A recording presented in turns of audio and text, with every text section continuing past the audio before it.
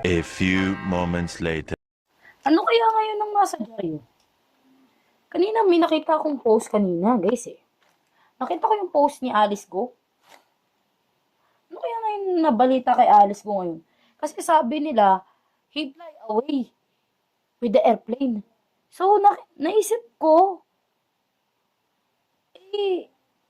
baka nandito lang sa dyaryo yun. Kasi sabi nila, meet your garden, meet your warden.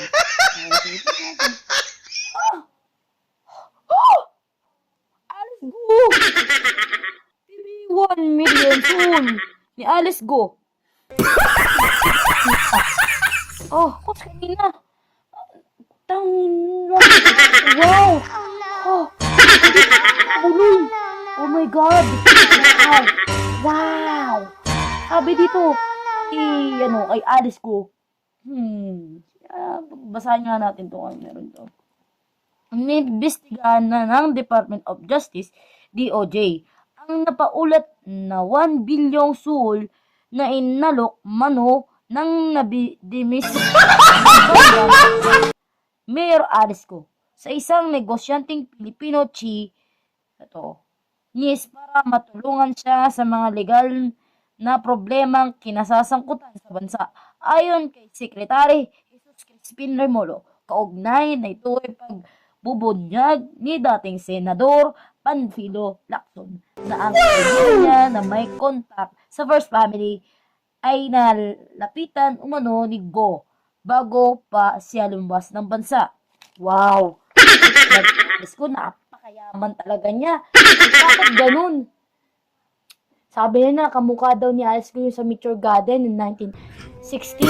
Napaganda talaga na episode. 1960s ba? Hindi, ang tingin ko 1990s yun. Kasi napakasikat ni Alice Go nung bata-bata pa sa nun eh. Alam ko nasa Meet Your Garden siya ngayon. Ba't nagkaganon? Nasaan na siya ngayon? Meet Your Warden.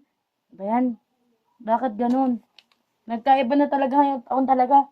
Tingnan mo, napaka-famous talaga rin. Pisto. Pisto guys, balita okay.